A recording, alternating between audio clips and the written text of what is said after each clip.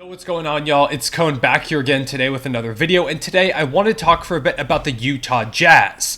A few years ago in 2017, which I can't believe is 6 years ago at this point, Donovan Mitchell was selected by Utah towards the end of the lottery. And this was a brilliant pick because from day one, he was amazing. He averaged over 20 points per game in his rookie season, coming second in Rookie of the Year voting only to Ben Simmons, who wasn't even in his draft class. Ben Simmons had missed the previous season due to injury, so Donovan Mitchell was the best player in his entire class as a rookie. He led the Utah Jazz to a first-round playoff appearance and win over the Oklahoma City Thunder. Trust me, as a Thunder fan, I remember that vividly. They would lose in the second round, but over the next few seasons, Spider would establish himself in a lot of people's eyes as the best or second, third best shooting guard in the entire league, consistently averaging around 25 points per game, making numerous All-Star appearances, being close to making All-NBA teams. He was amazing, truly one of the biggest steals in recent draft history. Meanwhile, his teammate Rudy Gobert was also doing some pretty incredible stuff. He won multiple Defensive Player of the Year awards, establishing himself not just as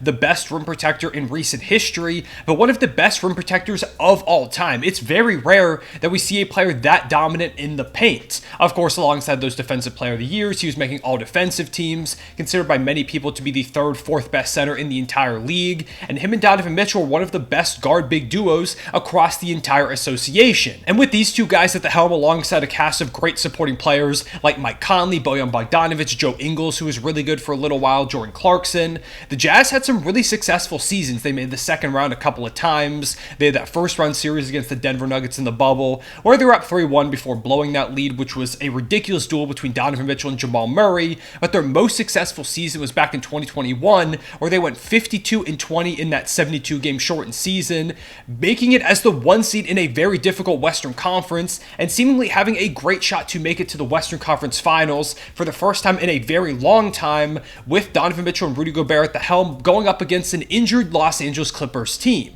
Now, the Clippers took a lead while they were healthy, but Kawhi Leonard went down with what was eventually realized as an ACL injury, so he was not just out for the rest of that series, but for the rest of the playoffs in general. So the Jazz had an opportunity here to make it to the Western Conference Finals, face the Phoenix Suns, or maybe they could advance to the NBA Finals, again for the first time in a really long time.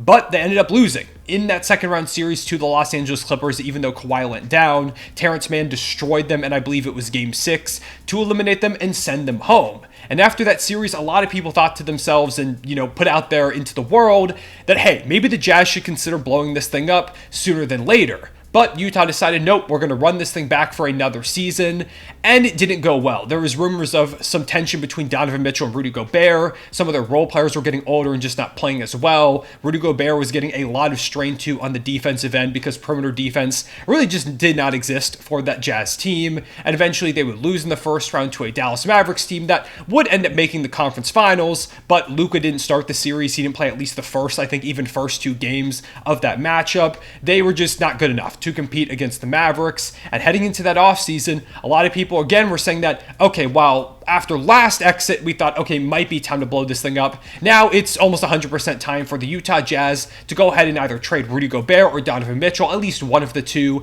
if not both. And for a lot of teams, they would probably just run this thing back. They would try it again, saying that, hey, we're the 1 seed just a year ago. If we make some adjustments, bring in maybe a third star alongside these two players, we can still make this thing work. But the Jazz aren't like those other teams. They took a look at what they had done and said, hey, we had some great successes. We nearly made a conference finals. These two guys are some of the best players in our franchise history at this point, but we don't see a lot more in store for us. This core has kind of run its course, and I think that's something that's really important for teams to realize is, hey, we need to go ahead and blow this thing up. We have seen a lot of teams, and I'm not going to say any specifics. I might get into some examples later when we talk more about this, but we've seen a lot of examples of teams trying again and again with the same core over and over and over, and it's very clearly not working, but I think everybody's realized it except for them.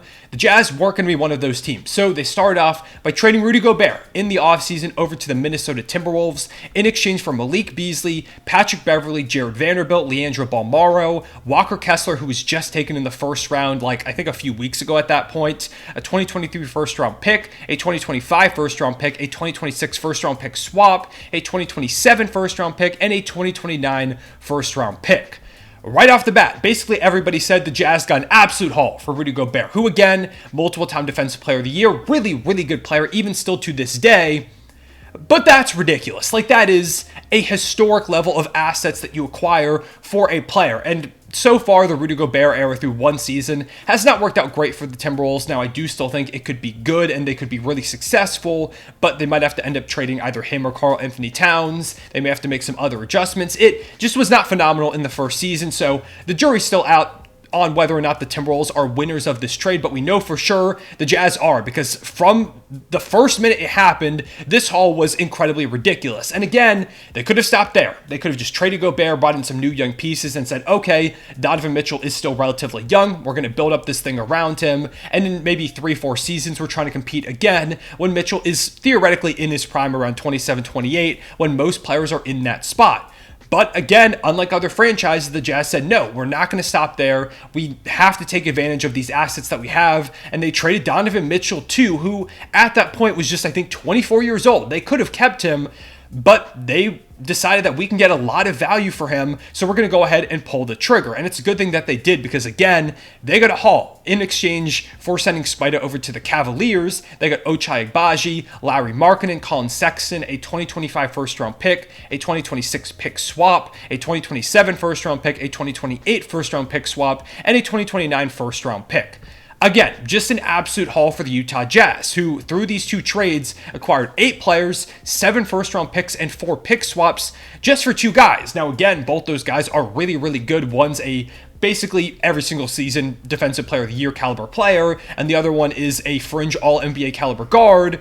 But that's still, regardless of how good those 2 players are, an unbelievable grouping of assets that you bring in to begin your rebuild. And less than a year later, we've seen those trades pay off incredibly well for the Jazz, to the point where their future looks a lot brighter than it did with Gobert and Mitchell there about a year and a half ago. Like, in the time that they had those 2 players, again, they were really successful and a great regular season team, but it rarely felt like they were true contenders. There were a few moments where it's like, okay, maybe the Jazz could pull this thing off, but outside of those few moments, it felt like the Jazz were kind of just, again, a great regular season team that could have some playoff success, but probably wasn't going to compete with the best teams in the NBA. But now, the spot that they're in, it feels realistic that within 3, 4, even a few more seasons, the Jazz could again be up there towards the top of the Western Conference, but maybe this time they're true contenders. And the primary reason for this is the players they got back in those deals. It's not like there are already players on the roster that have now taken over and become the face of the franchise. The guys that are going to lead the Jazz into this new era came directly from these trades, from them making the decision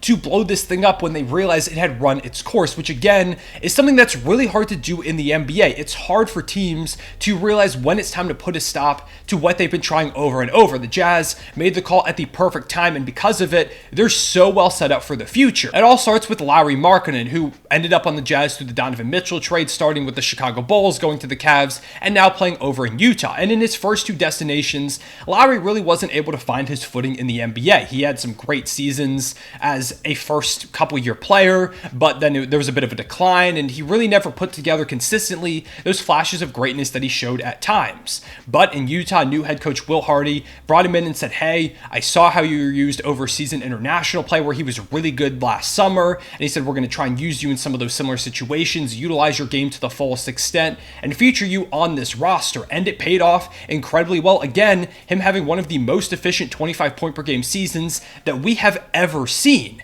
It was amazing to watch. And now, after just 1 year, Lauri has gone from a lot of people calling him a draft bust or just not living up to the hype to now being one of the best forwards in the entire Western Conference and seemingly being a franchise cornerstone going forward, who fits fine with the timeline of a lot of the other young players on this roster. He's just 26 years old, so in 3-4 seasons, when a lot of the other young guys on this roster develop more and get to a point where they could probably be playing as championship contending pieces, Lauri will only be 29, 30 years old, which will be probably the edge of his prime, where he'll probably still be really, really good. And I also think he has a game that's going to age pretty well, so he's in a good spot. And even if you do decide that Lauri isn't a long-term piece of your future because you want maybe more of a younger cornerstone than him, you could always trade him and you could probably get more of a ridiculous ridiculous haul to add to the unbelievable collection of assets that you already have. Now, I don't think they will trade Lauri Markkanen. I just want to put that out there as a possibility, showing that either way that you go, you're in a really good spot with bringing him in. And if you just got Lauri in the Donovan Mitchell trade, you'd probably already be in a pretty good spot, but they still got a million draft picks. They got Colin Sexton,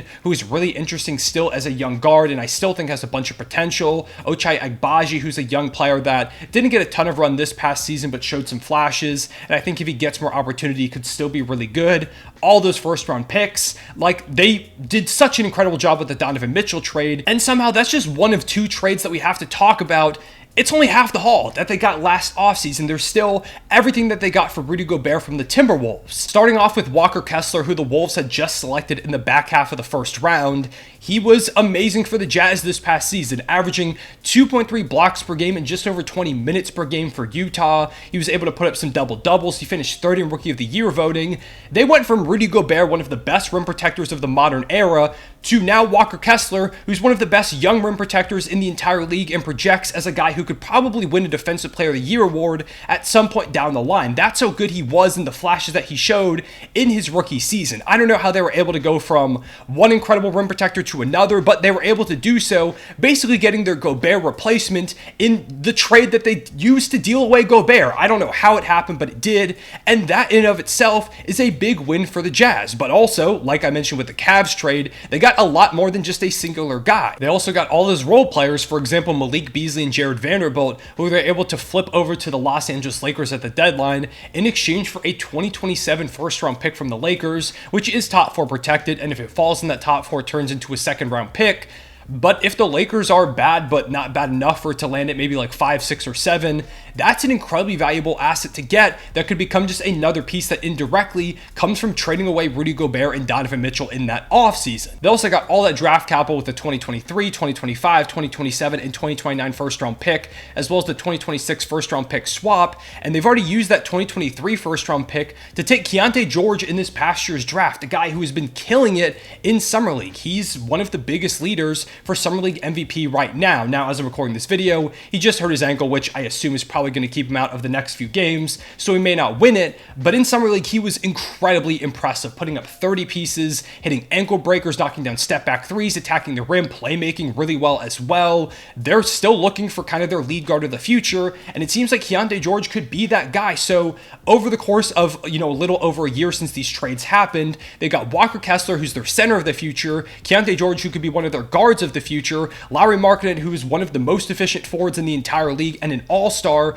They got those three potential core guys already, not to mention all the other future picks that they still have. They've got their own picks, so if they're bad the next few seasons, they'll get some other talent too. They've even added a couple more interesting pieces in this offseason with Taylor Hendricks at the 9th overall pick, a player who I think could be perfect for that team as basically do-it-all forward. Great defender, I think an amazing offensive connector too, who can knock down some outside shots. I love him over there in Utah, as well as a bucket getter in Bryce Sensabaugh towards the end of the first round, who I think could end up being one of the biggest steals of the draft. They even took a chance on John Collins, who wasn't great this past season and is vastly overpaid for his current production, but if they're able to turn him back into the player he was a few years ago, the contract's not that bad, and maybe they just added a piece for basically nothing.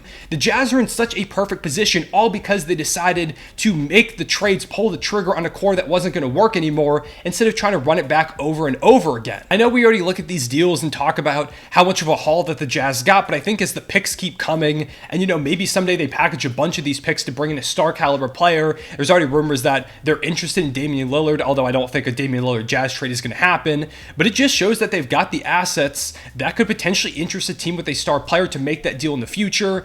As time continues to go on, we're going to look at these trades more and more as massive wins for the Jazz. Now, maybe the Cavs win a title, the Timberwolves do with Rudy Gobert, and they could also be winners of this trade, making this a win-win. But regardless of what happens with those teams, the Jazz, right now, just looking at it after a single year, were massive winners of both of these deals. We kind of knew in the moment that it was really successful of an offseason for them, but even now, like a year later, it's so obvious that the Jazz made the right decision to trade away Gobert, Donovan Mitchell. They've got Keontae George. They've got Walker Kessler, Lauri Markkanen, Ochai Agbaji. They've still got Colin Sexton, a billion draft picks, some other young talent on the roster. The Jazz are in such a perfect spot to continue this rebuild going forward. They could be championship contenders in not too long, in my opinion, because they've got tradable picks. They've got young players that I think could be ready sooner than later. It's just a great situation over there in Utah. I really like what they've done with the rebuild. They deserve a ton of credit for what they've done. And ultimately, with the moves they made last offseason, they kind of saved their franchise. So yeah, with all that being said, I appreciate y'all watching. Make sure you like and subscribe if you enjoyed. Hit the notification bell so you don't miss out on any of these videos.